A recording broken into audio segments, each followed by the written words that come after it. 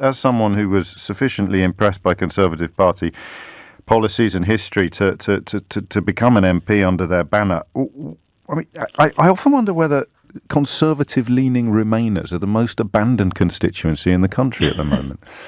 And now you've abandoned them further. Yes. How come that's come about?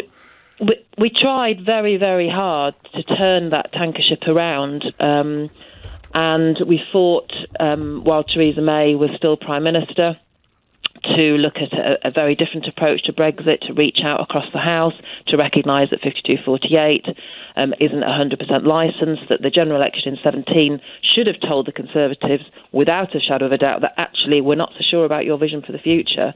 But she didn't, and she allowed herself to be bullied into the corner, as is the way with bullies. You give an inch and they take a mile, and the right wing of the Tory party, literally, it's like a hostile takeover.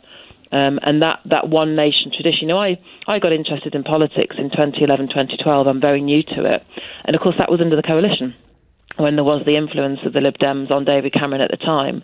And yes. Boy, oh boy, that party, where has that gone? That compassionate, do you remember people used to talk about compassionate Conservatives, one nation Tories?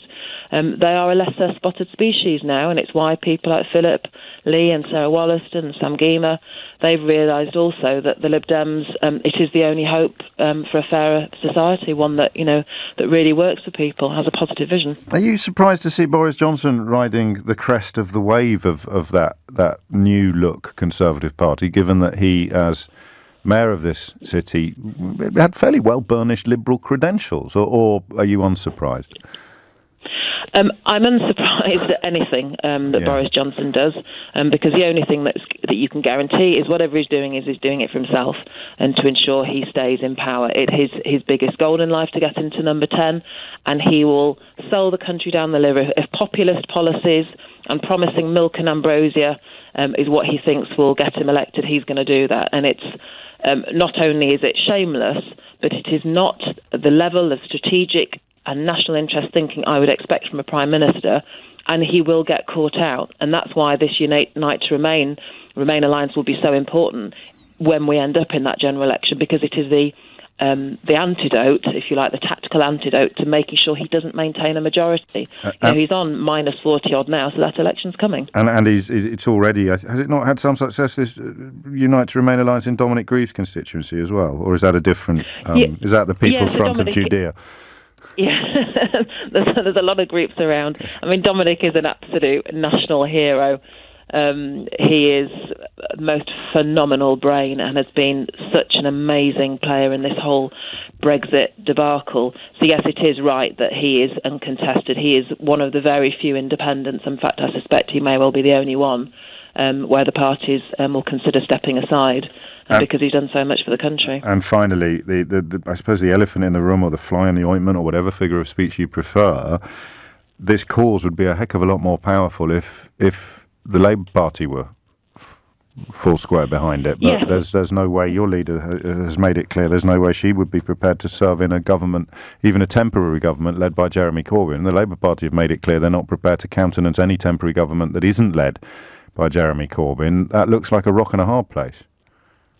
Yeah, I mean, there's two issues there. One on the Remain alliance. Well, the whole point of Remain alliance is if I'm going to stand down for you in ABC, you have to stand down for me in XYZ. And clearly, the Labour Party, as a national party, are never going to stand down in seats. Do I hope there'll be some soft peddling, if you like? So to pick a random seat, let's talk about Uxbridge. It is entirely possible that there will be a Lib Dem, a Green candidate there.